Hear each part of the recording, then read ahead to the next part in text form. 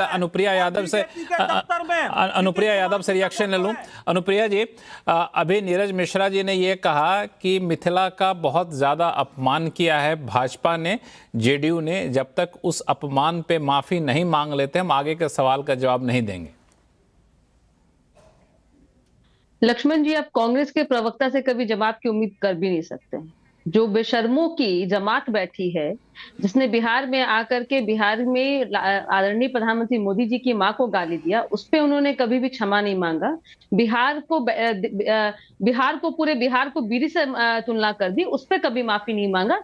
चलिए हम आपको बोल देते हैं। और हमने जो माँ सीता के लिए और माँ सीता के अस्तित्व के लिए जो हमने आज पूरे देश में उनके भव्य मंदिर को बनाया है, उसके बावजूद अगर हमारी मिथिला की किसी भी वासियों को अगर आहत पहुंची है तो मैं माफी मांगती हूँ, और मैं हाथ जोड़ के माफी मांगती हूँ।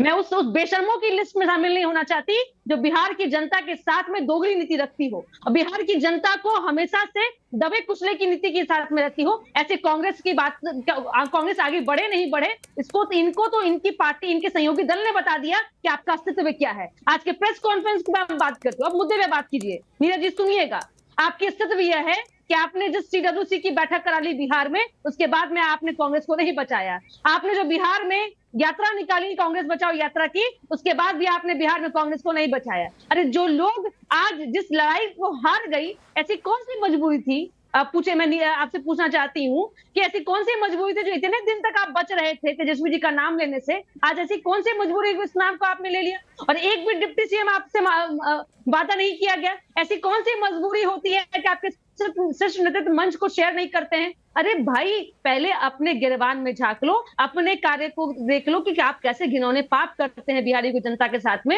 और यहाँ बैठ के चैनल के माध्यम से आप यहाँ जो डिंगे हाँक रहे हैं, बिहार की जनता से दिग्भ्रमित नहीं होगी। असली सम्मान बिहार की माताओं को, बिहार की आपके कहे अनुसार जनता दल यूनाइटेड की प्रवक्ता ने माफी मांग ली और कहा कि अगर आघात पहुंचा तो उसके लिए माफी चाहते हैं। अब तो आपको संतुष्टि मिल गई, अब आप अपने सवाल का जवाब देंगे। जो बार बार दोनों प्रवक्ता ये पूछ रहे हैं कि आखिर कांग्रेस की क्या मजबूरी रही कि एक राष्ट्रीय पार्टी, देश की सबसे पुरानी पार्टी, तीसरे नंबर पे चली गई और समझौता यहां तक कर लिया कांग्रेस ने। लक्ष्मण जी, मेरे तो संस्कार और मिथिला के संस्कार यही है कि एक बोलती हुई महिला के बीच में मैंने इसीलिए नहीं बोला, लेकिन क्योंकि उससे पहले जो भाजपा प्रवक्ता बोल रहे थे उनके अंदर तो हिम्मत हुई नहीं, वो आपको इधर उधर की बात पर ले जा रहे थे और मैं इसीलिए वो साक्ष्य दिखा रहा था। महेश शर्मा उस समय सिर्फ राज्यसभा लोकसभा में सांसद नहीं थे, वो देश के कल्चरल मिनिस्टर भी थे और उन्होंने ये सवाल पूछा। सवाल पूछने के जवाब में ये लिखित तौर पर दिया कि क्या साक्ष्य है ये बता दीजिए कि सीतामढ़ी में माता सीता का जन्म हुआ। बहरहाल, अब इस बहस पर लौट आते हैं।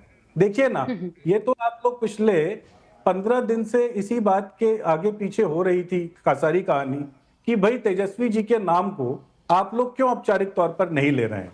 हम बार बार आपको क्या कहते थे कि भाई आप समझिए, जो सबसे बड़ा घटक दल है पूरे अलायंस के अंदर, जो सबसे ज्यादा सीटों पर लड़ रहा है, अगर उसके ज्यादा विधायक जीत के आएंगे और वो जिसको अपना नेता चुनेंगे वो डिफैक्टो पूरे गठबंधन का नेता होगा। लेकिन वो बात हो सकता है कि हम समझा नहीं पा रहे हो, तो इसीलिए उसको और स्पष्ट करके आज हम लोगों ने ये सामने रखा कि तेजस्वी यादव हमारे गठबंधन के नेता है। लेकिन सामने वाले गठबंधन की स्थिति तो देखिए, उस गुंडा अलायंस के अंदर अब तो 2 पार्टियां बराबर सीटें लड़ रही हैं। अब वहां तो ये स्थिति नहीं है कि एक पार्टी की बड़े भाई की भूमिका है कि उनके सबसे ज्यादा विधायक होंगे, और अगर उनके सबसे ज्यादा विधायक नहीं होंगे तो बकौल अमित शाह उन्होंने क्या कहा, ये तो विधायक दल डिसाइड करेगा कि कौन उस गठबंधन का नेता होगा।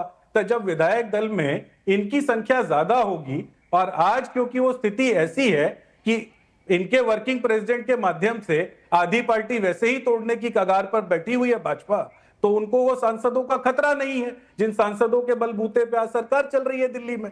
तो आधे सांसद तोड़ के नीतीश जी को कौन सी जगह पर भेज देंगे, जैसे शिंदे साहब के साथ किया, मुझे लगता है उससे ज्यादा बुरी स्थिति ये सवाल नीतीश कुमार की करेंगे। लक्ष्मण जी, मैं जवाब ये सवाल लेकर मैं आऊंगा अनुप्रिया के पास भी, अनुप्रिया जी के पास भी आऊंगा ये सवाल लेकर के, और मैं विजय शर्मा जी के पास भी आऊंगा। लेकिन एक सवाल जिसका जवाब आपने नहीं दिया नीरज मिश्रा जी, वो ये कि आखिर गठबंधन का ऐलान कर दिया आपने, तस्वीर साफ कर दी, लेकिन कांग्रेस की मजबूरी क्या थी कि इतने नीचे जाकर के समझौता किया? ये इसलिए सवाल महत्वपूर्ण उठ जा रहा है क्योंकि जब आप लोगों ने वोट अधिकार यात्रा शुरू की थी तो उस वक्त जो उत्साह मिला था, कांग्रेस के कार्यकर्ताओं में उत्साह था। ये माना जाता है कि कांग्रेस अपना जमीन फिर से मजबूत करना चाहती है। पहली बार CWC की बैठक वहां पे पटना में किया गया। 2015 के मुकाबले 2020 में आपका वोट परसेंटेज बढ़ा था। तो इन सब के बावजूद आप जिस स्तर पर आ गए, इससे तो आपके कार्यकर्ताओं का मनोबल तो बहुत टूटेगा ना। नीरज जी देखिए, मैं आपको बताता हूं 1990 के बाद कांग्रेस की स्थिति बिहार में क्या रही है, मैं आपसे उस पर बहस नहीं करूंगा क्योंकि वो जनता के सामने है। पिछले चुनाव में हम लोग जितनी सीटों पर लड़े थे, उन सीटों की जो क्वालिटी है उस पर भी व्यापक चर्चा हुई है। आज जब हम लोगों ने इस गठबंधन के अंदर मजबूती से अपनी बात रखी, इस बात को समझते हुए कि इस बार हमारा जो गठबंधन है वो और बड़ा हुआ है, हमारे साथ एक और नई पार्टी आई है जिसका एक अपना बड़ा जनाधार है, तो उसको अकोमोडेट करने के लिए सारे घटक दलों ने यह कहा कि हम अपने कोटे में से कुछ कुछ सीटें देंगे। लेकिन फिर बात जो सबको लग रहा था कि अटक रही है कि कांग्रेस कितनी सीटें लड़ेगी। आज अगर हम लोगों ने 5-7 सीटें अपने कोटे में से दूसरे घटक दल को दी है तो वो जो क्वालिटी ऑफ सीट है, क्योंकि जब रिजल्ट आएगा तो पिछली बार 70 में 19 था जो हमारा संख्या नंबर, नहीं, इस बार आपको नीरज एक छोटा सा फैक्ट रख दूं, एक फैक्ट रख दूं कि आपके जो विधायक हैं वो 19 है यहाँ पे और वीआईपी के विधायक 4 हैं, तो वीआईपी को दे दिया डिप्टी सीएम। आपका जनाधार तो वीआईपी से तो कहीं बड़ा है ना किसी भी सूरत पे। लक्ष्मण जी, वो पूरी प्रेस कॉन्फ्रेंस शायद आप लोगों ने नहीं देखी। जैसे ही मुकेश साहनी जी का नाम अनाउंस हुआ तो उसके बाद अशोक गहलोत साहब ने क्या कहा कि और जो सामाजिक समीकरण है और जो पार्टी के लोग इस पूरे गठबंधन में हैं, उनके लिए और डिप्टी सीएम्स की जगह इस पूरी सरकार में खाली रहेगी। तो हमने तो एक वो मॉडल आपस में बना लिया है जो बिहार की जनता को अब उस रास्ते पर ले जाएगा जो पिछले 20 साल में वो भटक गई थी। अब हम लोग सीधी सीधी बात देखिए ना क्या कर रहे हैं। कल जो महिलाओं की बात थी, लक्ष्मण जी बस 1 मिनट में खत्म करता हूं। हमने क्या कहा कि महिलाएं जो हैं वो पार्टनर हैं गवर्नेंस के अंदर।